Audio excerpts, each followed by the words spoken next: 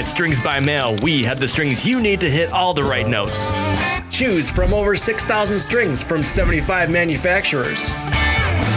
Use our string filter or call one of our expert players to help find your perfect set.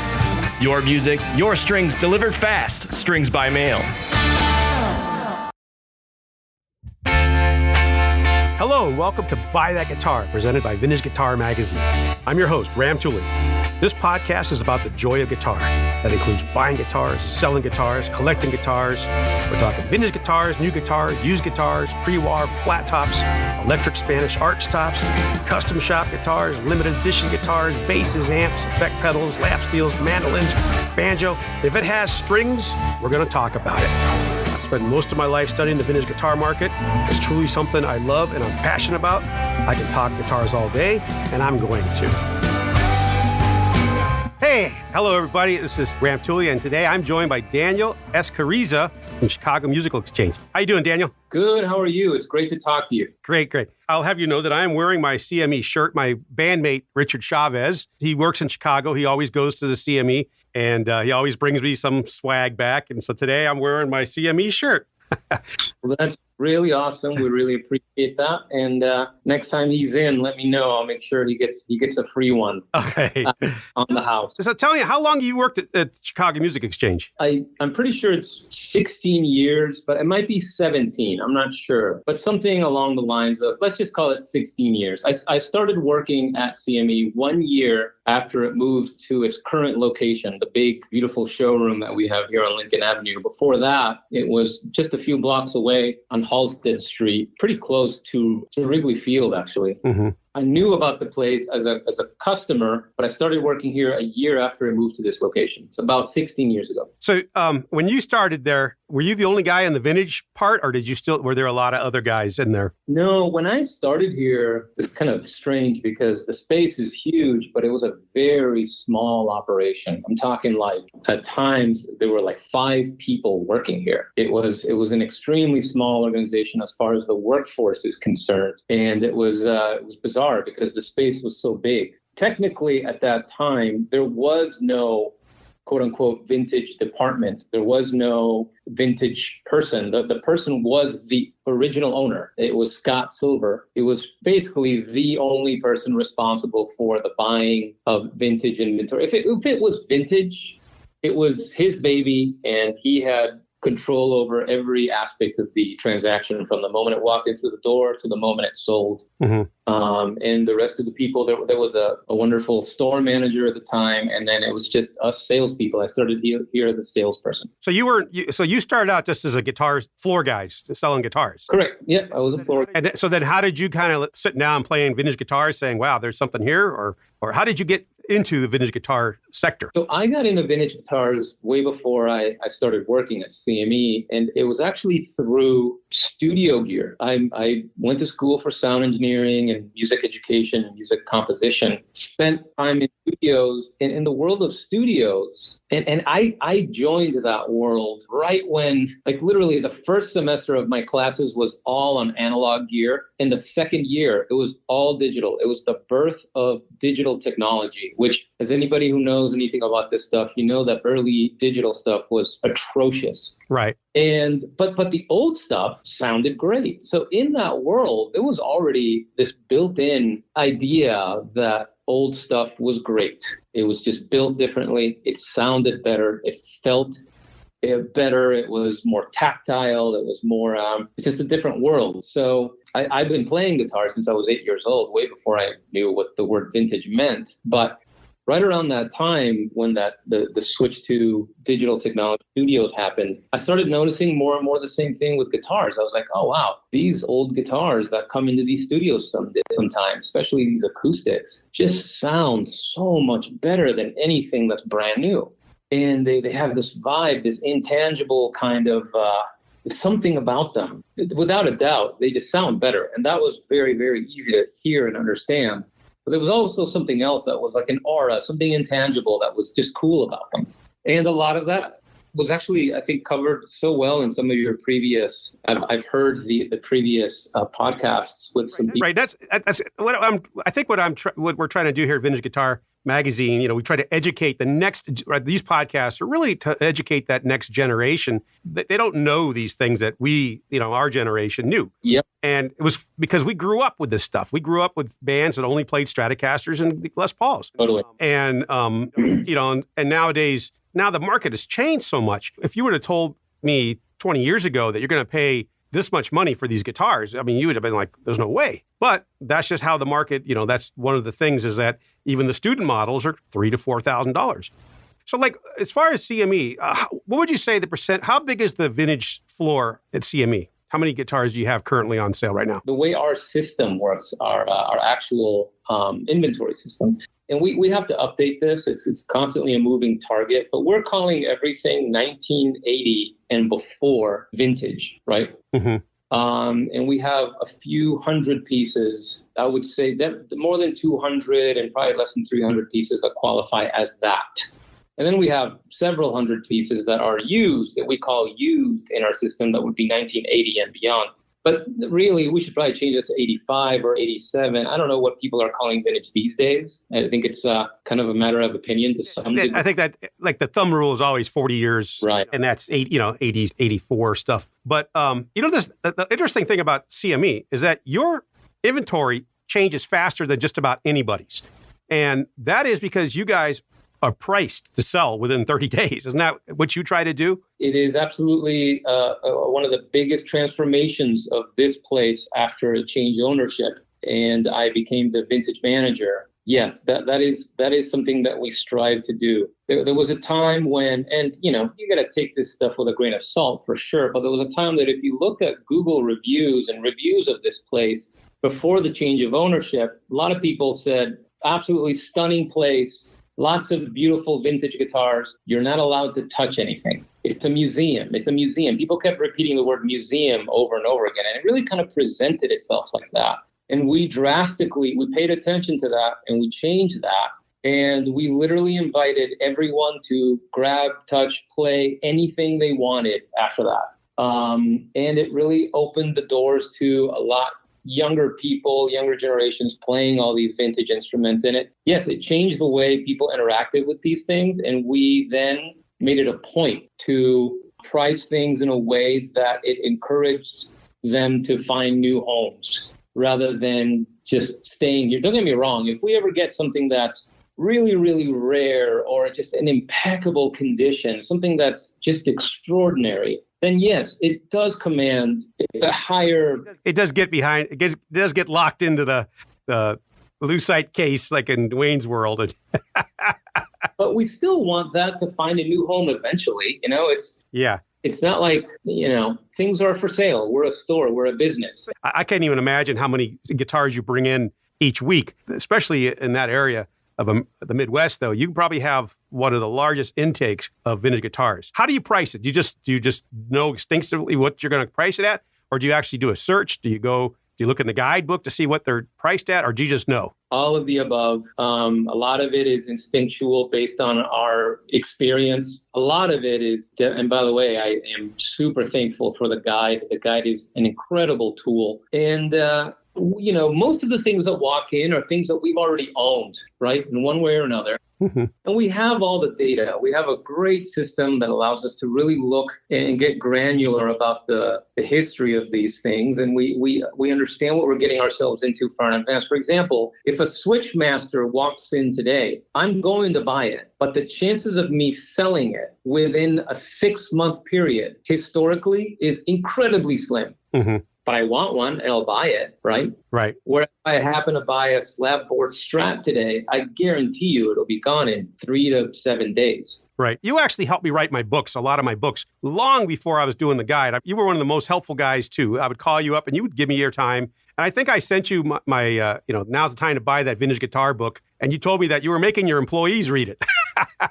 Love that book. It's so much fun. It's so informative. And yes, the moment I got it, I have weekly vintage trainings with all the salespeople, and a bunch of other people in the company join, and we hang out and we talk about the latest arrivals and whatnot. When I got that book, I took it upstairs and I said, this is going to live in my library. I highly recommend that everybody take a look at this and spend some time with it. And a few of the salespeople really liked it. One of them literally kept it for a while, for weeks. Yeah, thank you for that. And, it came out in 2020. Gosh, if somebody actually bought that book, he would have actually done pretty well if he bought everything I told you to buy in 2020. Yeah. And I love how visually pleasing the book is. I mean, all the graphs, it's so well put together. Well done. And that's my love is that kind of stuff. That there's only there's a handful of people that enjoy that. Let me tell you. You can definitely tell that it's a labor of love. You can tell that it's a passion of yours. For sure. Now, I'm going to tell you a secret here. Because when I do the price guide, I have to get the right price for everything. And there's a wide distribution of prices. I know everybody who's on my advisory committee that they, like you do, you send me in some, 10 to 15 sales of prominent things, that important things. And, sometimes there's things that come up that aren't, that I need to find a price for. I'll do my due diligence. I'll do a web search to see if anybody has this for sale. There's a handful of people that if it shows up in their inventory for sale, I am very confident that is the correct price. And CME is one of those people. If I'm extremely gleeful if I'm looking for the price for some strange thing and I see that you had it and you sold it or you just sold it or it's for sale, and that the price that I am very comfortable that is a very good median price. You guys nail these prices. And again, because you guys are pricing these things to sell. And that is huge, if I could tell. Well, how much that means to me, because my guys and I really have spent a lot of time. I mean, honestly, some of these conversations are literally philosophical, questions that you have to answer. And you have to, not only do they set a direction for a company, which is a big deal and it's a lot of pressure, but we're talking about relationships with humans who are coming here and spending their money, and they have dreams. They have, they're doing this because because this means a lot to them. So yeah, we take pricing very, very seriously, and it's tricky sometimes because so much of this, as you know, is a matter of opinion. Right. Are you affiliated with Reverb.com? Thank you for asking that. So the answer is yes and no. And that can be very confusing for people. And during the height of this kind of relationship, there were some amazing conspiracy theories going on that were frustrating and were also hilarious at the same time. David Colt, who bought CME, the second owner of CME, bought CME from Scott Silver, had the brilliant idea, which, by the way, when he first announced that idea, I was one of the many people that said, that's crazy, that will never work. And man, was I incredibly wrong. But that's why he is who he is. And I am who I am. But he started Reverb, but he's a smart businessman. And he realized very quickly that if he was going to make a marketplace that encouraged other dealers to partake in it, that he could not give preference to the store that he owned. And people to this day still do not believe that. And it's just so obvious to me that if somebody's going to be a smart business person, they're going to create a marketplace for everyone to use. It has to be fair game. So CME did not ever get any kind of special. I had people telling me, I bet you guys get listings served up to you guys before they're even live. And it's just like, wow, that's a great idea. I wish I could pull that off. But no, there was never anything like that. That being said, we've tried to run special programs with eBay even, and that was hilarious. We've tried, you tried to connect with different channels and to, to grow your business in any way possible. But it was always these friendly conversations kind of trying to figure out what was possible. And most of the time them going, no, we can't do that because it'll look like you're getting preferred treatment. That's literally what happened most of the time. Your inventory, one of the things about your inventory is that it not only is priced to sell, it's affordable, but it's also, you guys, it's for the player. It's not really, if you're going to buy a museum piece, you probably go somewhere that has a museum piece behind the glass. But if you're a guy that wants to play a 63 Stratocaster or like a slab board Stratocaster that's a vintage, that's a player grade, great place to get it would be to look and see, oh, it's one here. It's not going to be there in 3 days. Boom. Right. You guys are focused really on player grade or player experience, right? Yes, absolutely. I mean, to a degree. We also have, and we have had, in fact, we have literal vaults here that we've always had a circulation of instruments that sometimes they're not live, they're not listed, they're not, but we do have, and we always have a library of blue chip instruments. In all the years that I've worked here, we've never been in a situation where we did not have a golden era Gibson instrument with PAFs. There's always one in stock. We were never in a situation where we don't have a slab board Strat. Slab board Telly is a different story because, man, they're hard to find and keep around. But so we do have blue chip stuff, but part of it, it comes from being where we are. The Midwest, and I know you've covered some of this, but the Midwest and Chicago especially is such a hub for actual touring musicians. We're in the center of the country and we're a giant city. People who are literally touring across, they may not even be playing dates in Chicago. They probably are, but even if they're not, they'll hub out of here and they'll play different cities, but they'll always come back here. Having instruments that are affordable to musicians that are traveling through is a no-brainer. I mean, it comes, first of all, with the territory, literally, geographically, but also it comes with the territory in terms of our philosophy of growing a business. I don't know about anybody else, but we have found at least that we can't scale a business to the level that we want to do it, at least by having a bunch of inventory that you may or may not sell relatively quickly because it's priced so high that it only attracts a certain demographic. And don't get me wrong, we love all guitars. We love all guitar buyers. I don't care if you're hanging it on your wall and you have it there because you're a huge fan of the kind of music that shaped your life, or if you're a guy who's literally playing, 7 gigs a week. We want all of those people to be comfortable buying here. But yeah, we focus a lot on some of that, honestly, is a little biased because of me. I love player grade stuff. Right. I think I talked to you, it's like a couple of years ago, I think it was, we were chatting and I asked you about Fender amps, like how quick do you turn around Fender amps? Like when you get them in. So it must have been last year when I was doing the guide for last year. And I remember you telling me that you get a Fender amp in, the word is on the street, hey, they got a Brown Deluxe, they have a Tweed Deluxe. And you would say people will be lined up to get in there to get that amp. Whereas if a Marshall is going to sit there for a while, right? Like, is that still true? Absolutely. And, there was a time before my time here that was probably the complete opposite. I remember stories from the guys who used to work at the previous location. So much of that is just a sign of the times, what people are into at any given moment. But yes, that is absolutely true still to this day. People want smaller amps that break up at lower volume. I mean, every crappy venue these days has a PA that's capable of miking you up and everybody can hear you perfectly fine everywhere, even if you have a champ. Right. And with pedals these days, you can do so much at lower volumes that it's just a more popular segment. We sell stuff like that constantly. Do you still get a lot of amps coming in? Every day. Every day. So what's coming in right now? Like what are people bringing in right now to sell? I'm finding that people are keeping their vintage Fenders because they're so useful and great in so many contexts. You can record well with them.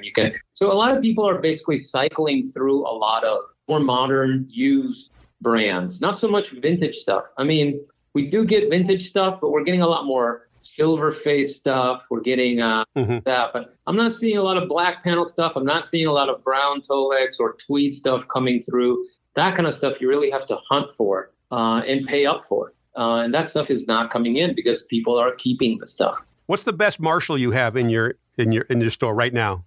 You have a 66 Black Flag.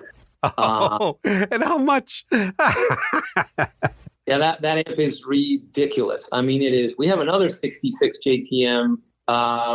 They're both 50 watters, and they're both great. But my goodness, that Black Flag is just unstoppable. How long has that Black Flag been in your inventory right now? We've probably had it for 2 or 3 months, and until now, I'm not even sure if it's listed. You know what? It's not even listed yet. We kind of decided sometimes when special things like that come in, we keep them to make videos, to enjoy them a little bit at first. They're going to be on display, but they're not necessarily for sale. But now that I got that, I will sell the other 66 that we have. They're both fantastic. But I don't know. We're keeping the black. It's actually more beat up. The other one is cleaner, so somebody's happy to add that to their collection. When I first started doing the guide and I was calling around, everybody's like, well, vintage amps, they're on their way out. Everybody's going to buy modeling amps, blah, blah. And I'm like, no.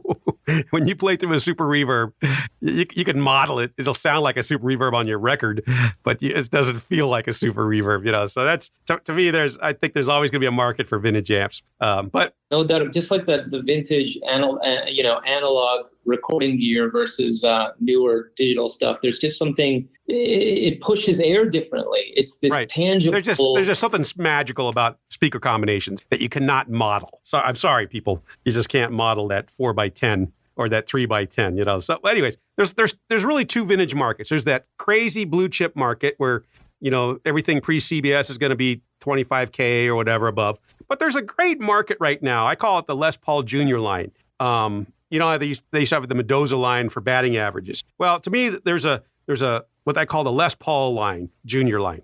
And that's about 12K, 10 to 12, 15K. So let's say you want to buy something in that Les Paul Jr. arena.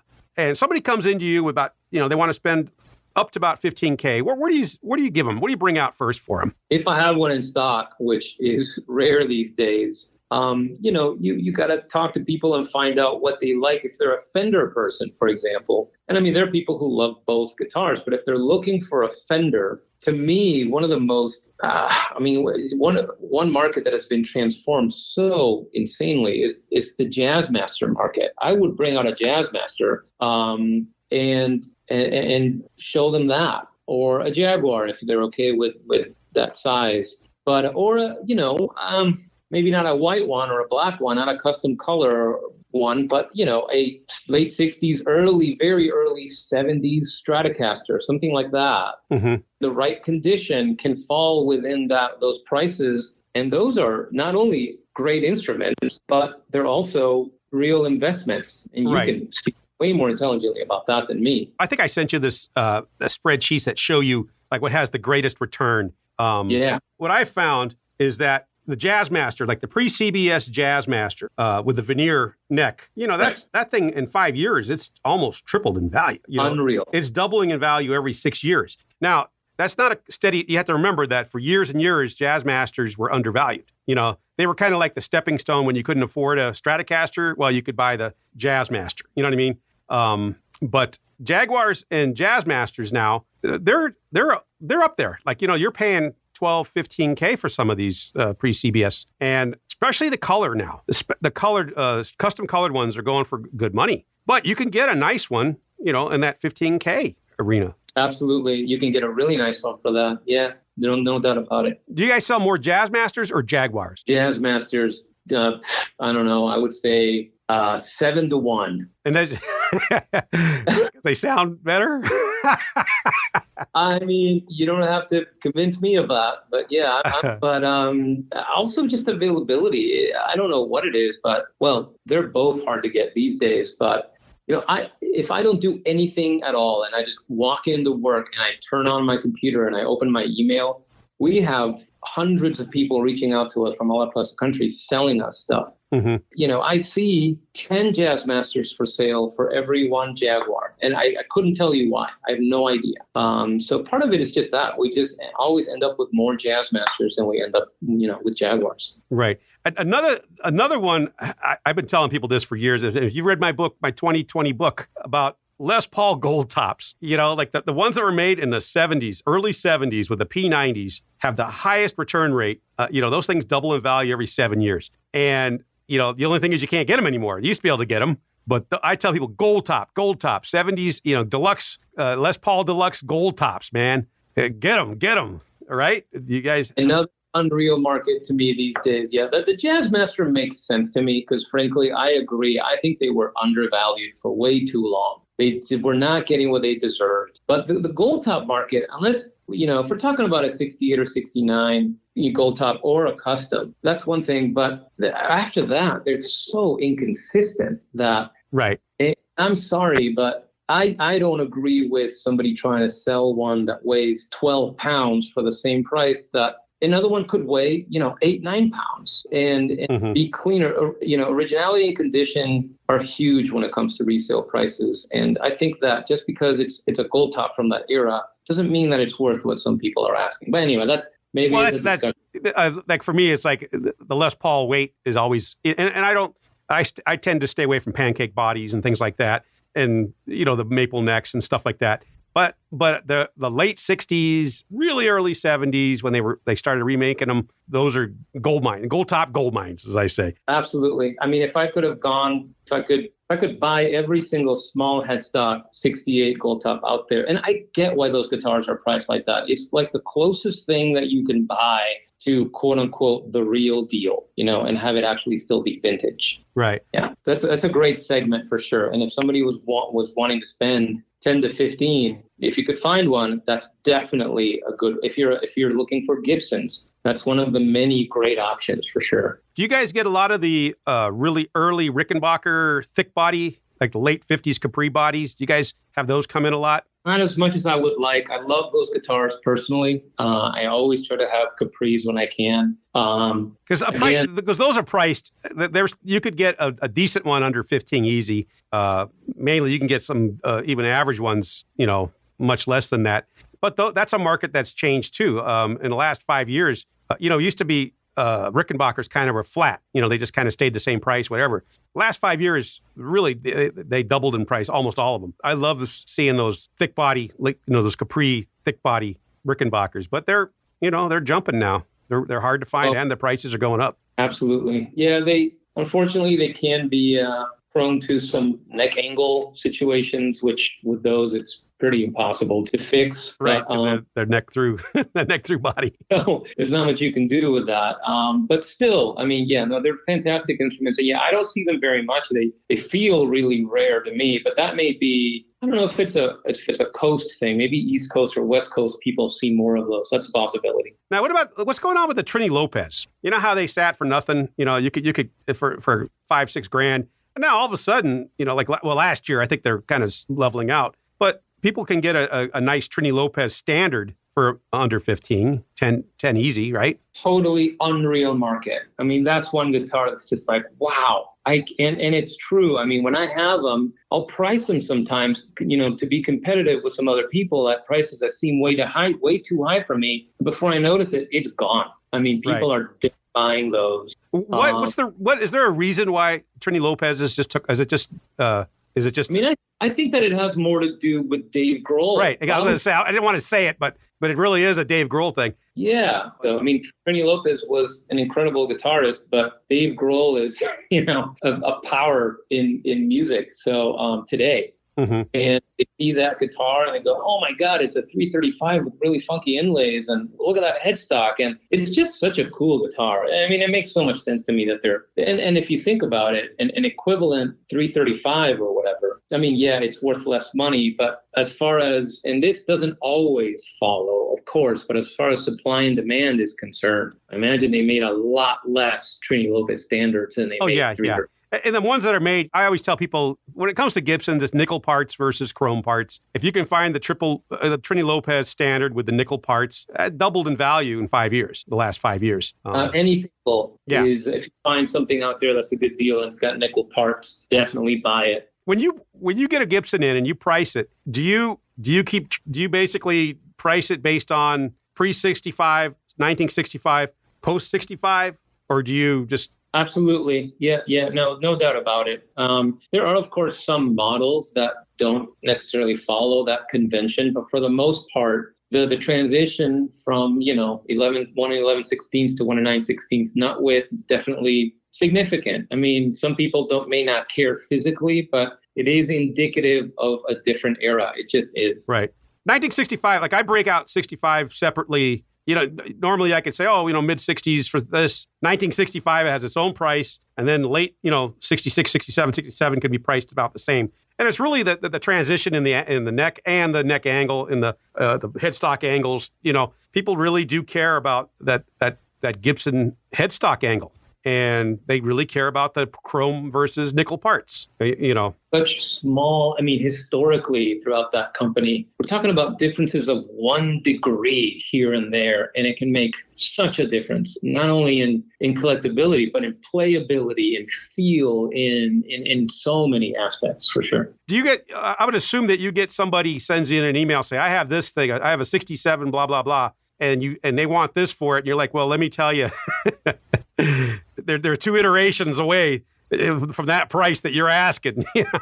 It happens all the time. And these days, Reverb and eBay before that, it's a double-edged sword. You do have transparency and autonomy are beautiful things, but it also creates for a lot of false experts. And you have a lot of people who, I can't tell you, this hurts me to say this, but I have literally been on the phone with people, kind of on the opposite spectrum of your example, where they say, hey, I have this 59 or 1960 Les Paul that I want to sell. I know they're worth hundreds of thousands of dollars, and they don't have that. They have classics, or they have reissues that have been beat up and they don't realize it. And so it works both ways. People oftentimes have something that they think is worth way more because of what they see online. And I'm talking about, other things too, like TV shows and that are not even, that don't specialize in guitars necessarily. Mm-hmm. And then you have the opposite, where people want a lot of money for something and they don't realize that actually they don't have that at all.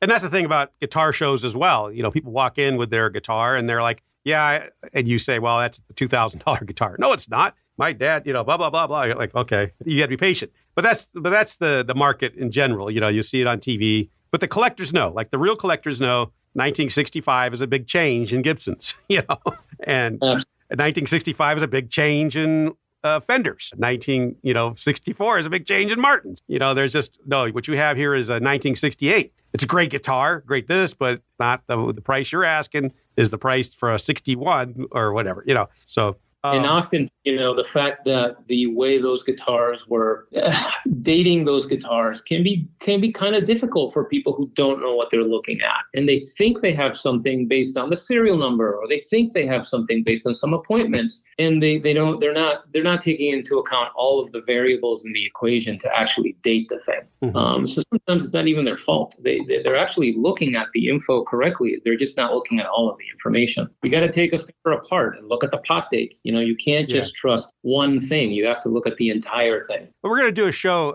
and I don't know if it'll be in this first season, but we're going to talk about the details. Like, this is what, this is where you get cheated. This is, the pots and the serial number plates. They're all interchangeable. And we'll talk about that in more detail. At Strings by Mail, we have the strings you need to hit all the right notes. Choose from over 6,000 strings from 75 manufacturers. Use our string filter or call one of our expert players to help find your perfect set. Your music, your strings delivered fast. Strings by Mail. Okay, the ultimate under 15K guitar is Les Paul Jr. Do you guys sell a lot of those? We used to, and nowadays I can barely buy them. Right.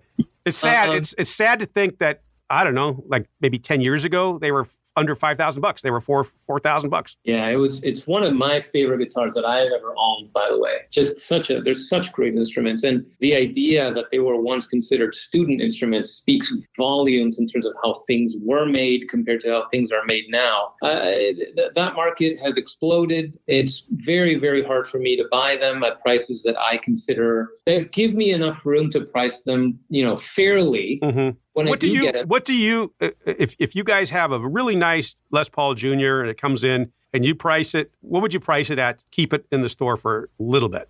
Are we talking about single cut? Like 50? Yeah, single cut off. Yeah, 54, 55, 56. Well, I think that as weird as this feels, I would have to price it above 10K, which doesn't feel right to me. But mm-hmm. Then I kind of look like an idiot, or people look and go, oh, there's something wrong with that one, So 10 to 12. I know some people. Because I get my sales report, they sell 12 easy. They're coming. They're kind of like, I think they're starting to level out. 12 is kind of like the magic number, but that's immaculate though. That's everything, nothing crazy. But the thing is about the Les Paul Jr., not only are you talking about that P90 in that stop bar bridge, you're talking about a thick neck angle, like, the neck joint. There's no routing in that neck joint. And that gives you something. I think those are just tone monsters. I don't think anything sounds as good as these single pickup 1950s Gibsons. I agree. I absolutely agree. And incredible. I'm going to name drop here. Well, I shouldn't do that. But my band, we opened for Blackberry Smoke. This was way back. This is back when they weren't really that famous yet. And I remember hanging out, watching them, their guitar tech going through their guitars. And Charlie had all these Les Paul Juniors. By that time, I was a Les Paul guy, Les Paul. And I'm going, holy crap. He makes that Les Paul Jr. sound like that, when they were doing their show. And I was like, and then after that, I was like, I knew, specials and Les Paul Juniors. There's something about them. But back then, you could get it for $4,000. Now, you can't.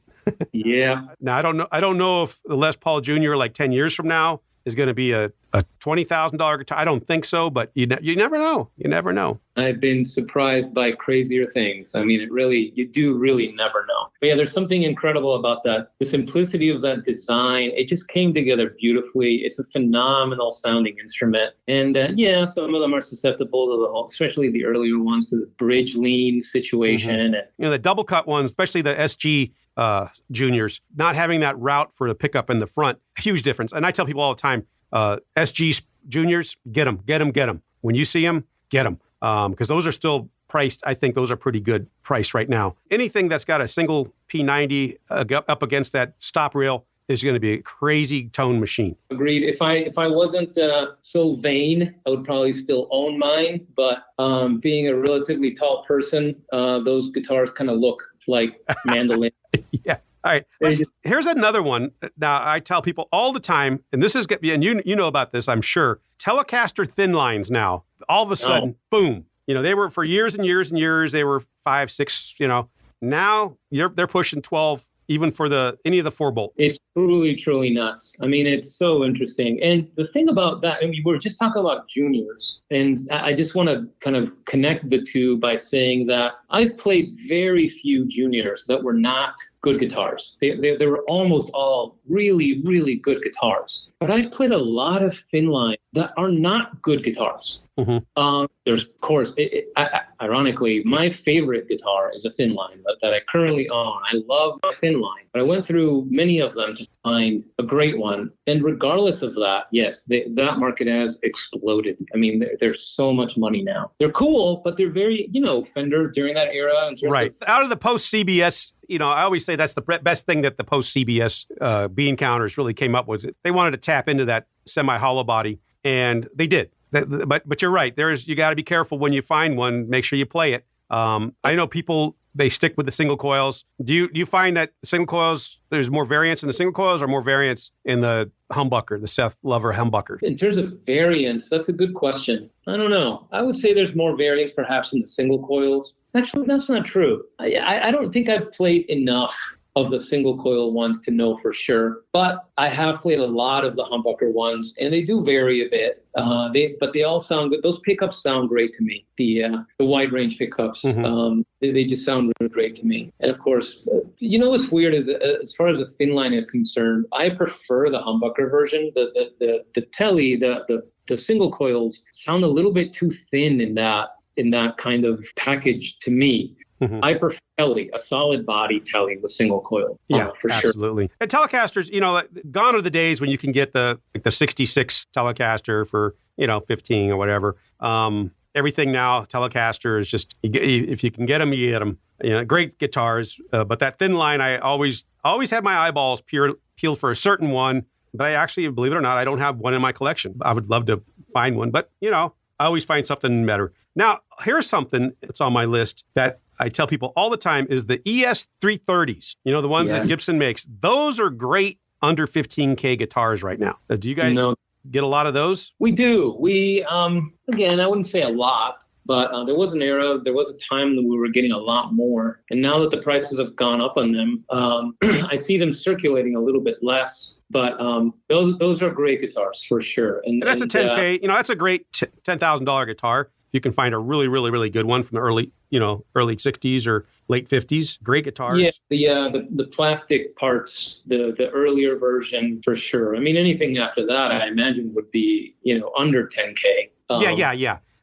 In fact, the blonde, I'm saying you can get an ES 330 blonde from the early 60s for about around 10. And that's actually a pretty dang good guitar for that money. That would be great guitar. Never, ever, nobody would beat you. When you show up for that Guitar Showdown, they'd be like, whoa. Yeah, you're getting an ES-shaped instrument that's blonde for 10K or under or something around there. That's unheard of. Anything blonde. That's Gibson. It's weird is that, the Epiphone knockoff of that with a version, the Casino, is about the same price. I mean, just because of the John Lennon connection, it's a little under, but, at 330, don't overlook that 330. It's about, you could get, people pay a lot of money for the Casino, but that 330 is out there, blonde. Super versatile, beautiful sounding pickups in that, in that hollow body. As long as feedback is not a huge concern, and who cares? Feedback is part of rock and roll. But yeah, they're awesome instruments and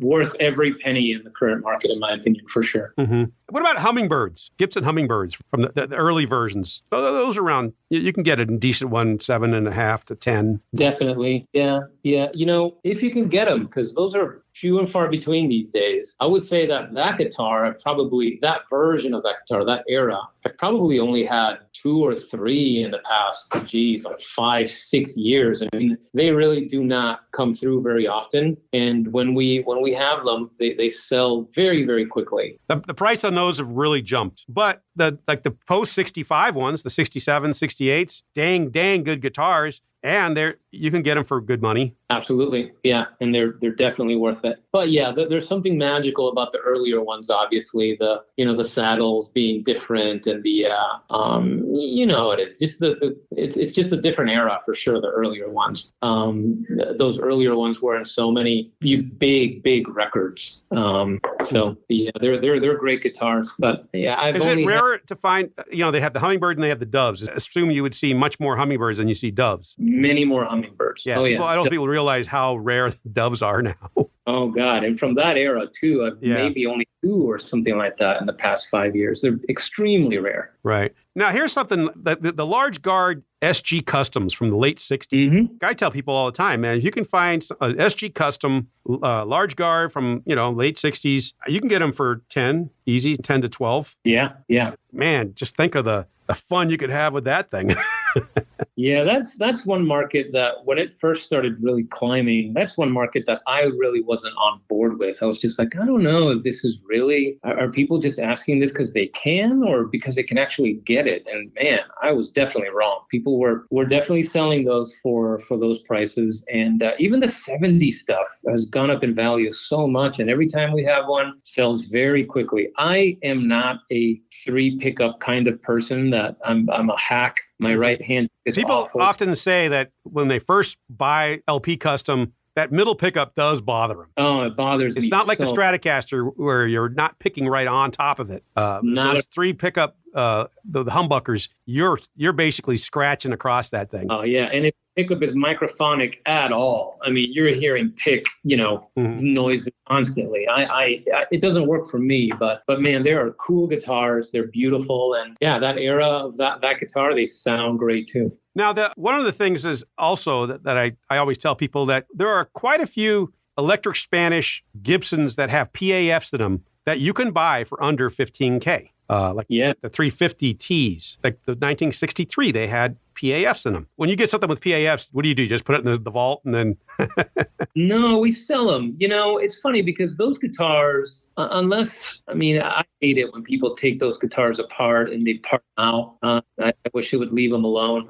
But when you have those gold PAFs with narrow spacing, we leave them alone and we sell them, and we sell them quickly. They're worth money. They're great instruments. They're fantastic pickups, and we always list them and we always sell them. If we ever get something that's pristine and untouched, then we'll keep it for a long time. Mm-hmm. If it's just kind of a birdland or a like you said, an ES5 or something like that, we would sell it. Wait, ES5 is technically not a humbucker guitar. It would be the Switchman. I get them confused, but whichever the PAF version. Mm-hmm.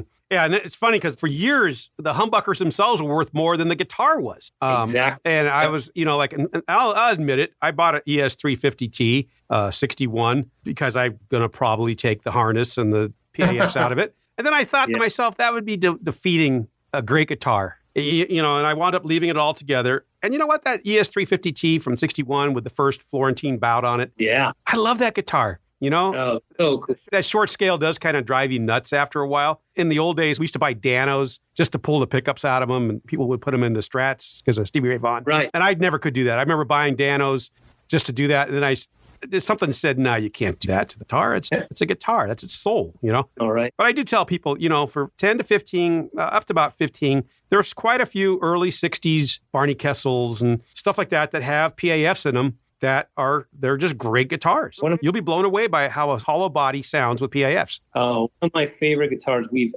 that's ever come through here was a Barney Kessel with PAFs, and it was just absolutely magical. That guitar was unreal. Yeah, sonically, my favorite guitars are typically P90 gold tops. Mm-hmm. Man, that guitar. I mean, it was a totally different animal, obviously. Yeah, there's like the tone people, like people like that are just very tone conscious. They always say P90s on a solid mahogany body sound incredible. PAFs in hollow bodies or semi-hollow bodies just sound incredible. Oh, yeah. And that's kind of a thing, so you look for them. Absolutely. And here's something that's kind of crazy. For about $10K, there's this, remember the National Glenwood 99s? God, I don't want to talk about this just because this one segment that confuses the heck out of me. I think they're awesome guitars, so good in so many ways, but I've had the worst luck selling those guitars for what I think they're really worth. Well, that's because somebody, like about 10 years ago, all of a sudden the Seafo green ones started going for 8,000, and you're like, why?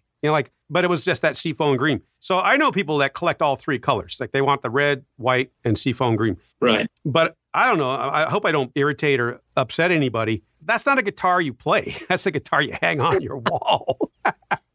Because, you're not going to Bob Dylan, I guess, like the way they sound. But I mean, nobody's going to be playing that thing, through a Marshall stack, No, man, I see it either. I'm with you on this one. Yeah, I'm going to get email, I know, but I had to price them, in the book according to what they sell for. And people do pay up to $10K for the green, seafoam green Glenwood 99s. I don't get it. If I'm going to buy something that's fancy and cool and whatever, then buy I don't know. I mean, I know $10K doesn't get you a crazy White Falcon, but it'll get you into a White Falcon. Right. It'll get into so many guitars that are. Well, that even the mid 60s White Falcons are still going. The 50s stuff is now starting to go up a little bit. Yeah. But, the White Falcon from the mid 60s, that's still strikeable, around under 15 for sure. Great guitars, long as they were taken care of. Right. Definitely. Yeah. The idea of somebody paying, $10K or whatever for those other guitars we were just talking about, instead of spending an extra $3 to $5 and buying a White Falcon, I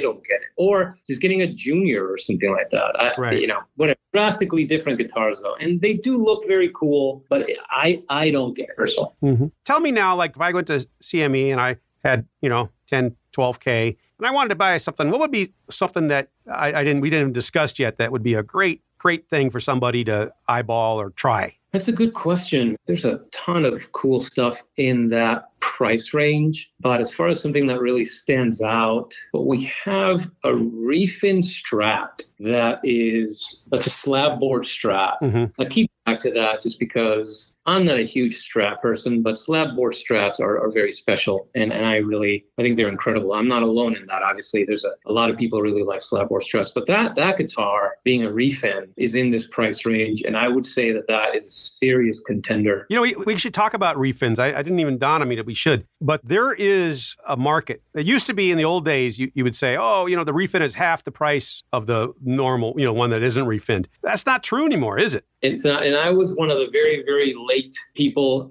to that party for a long time until fairly recently. I still held that belief, and I realized, man, that's just in a world where you can't really replenish some of these things very quickly, and it takes an unbelievable amount of effort and money to replenish a refin guitar. It's not worth half. It's just not, No, and it's getting close now where people are paying. I wouldn't say they're paying 75%, but they're paying much more than half, closer to 60, more and more now, where I've seen 50s refins going for what you would pay for, something that was still pre-CBS, Absolutely. And musicians love this stuff because they can tour with it.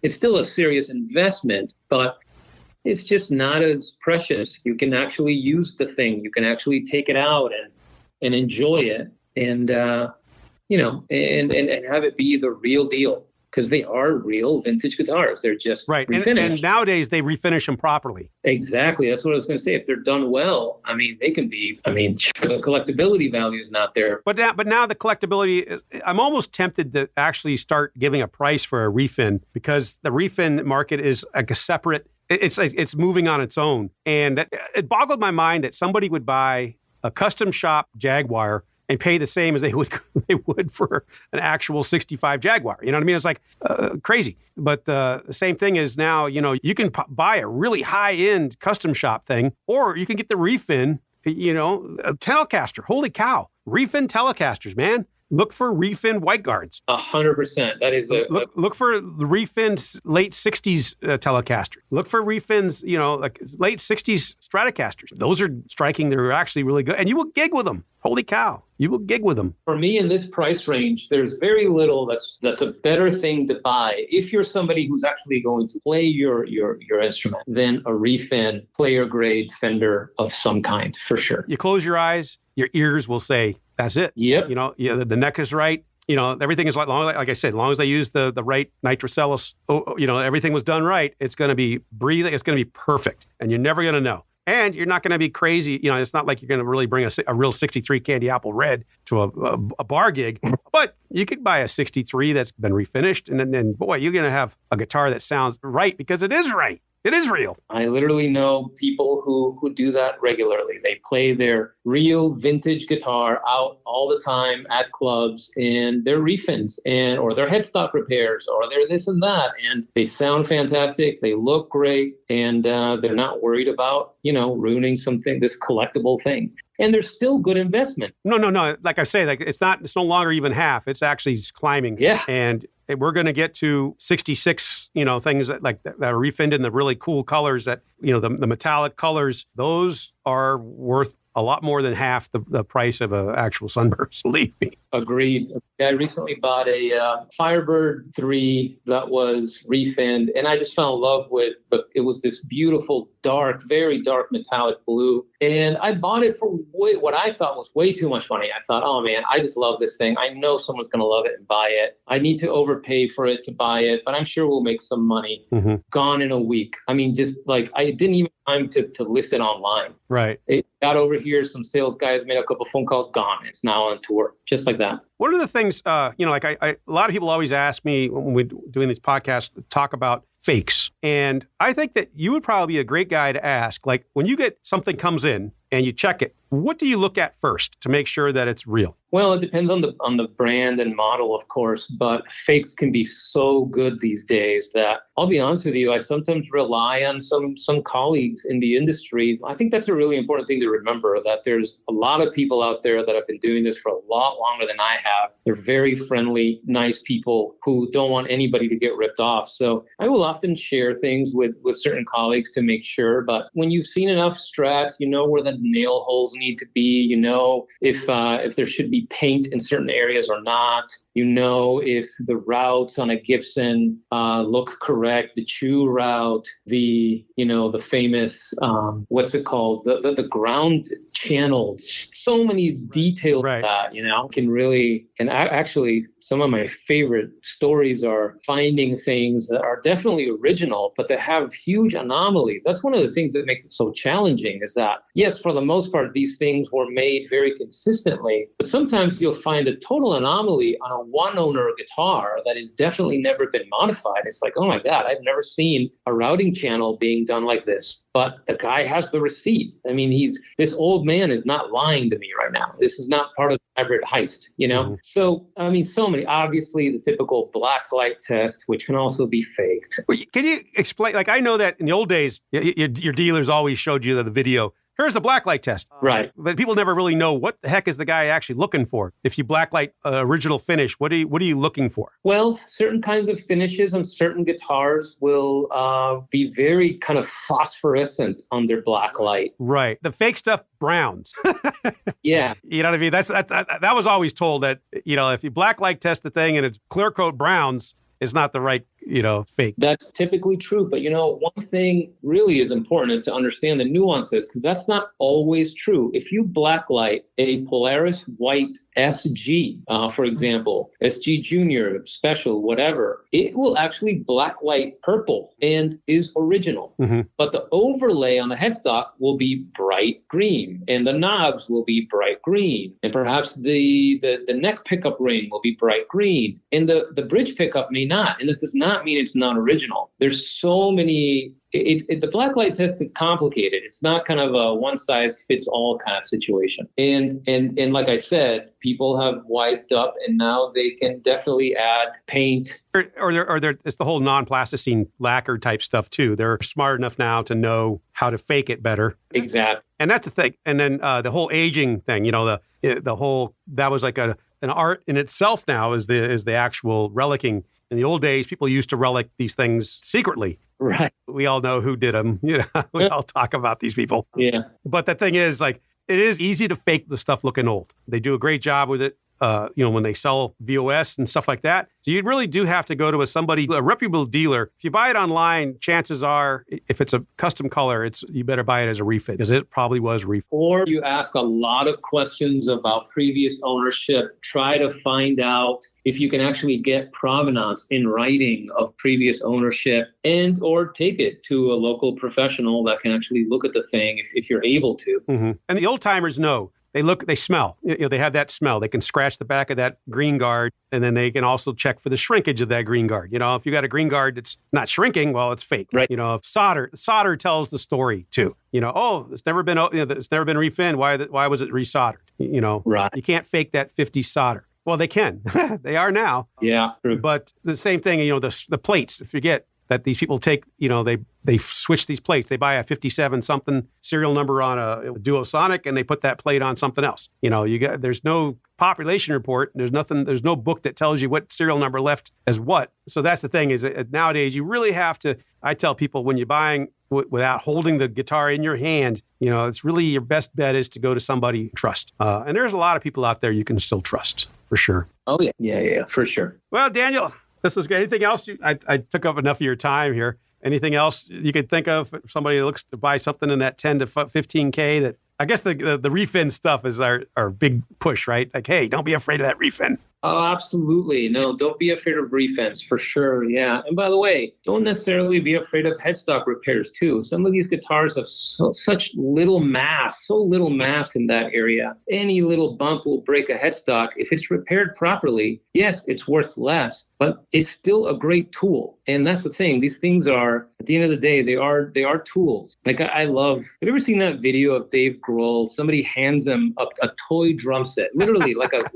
toy drum set. Tiny little, and he starts playing the thing, and it sounds incredible. It sounds, I mean, honestly, it's amazing sounding, and it's because it's the person doing the thing. You know what I mean? Right. So these things are tools. So as long as they're functional, we've proven that even these player grade things are still good investments. They're still going up in value. So yeah, don't be afraid of that stuff, for sure.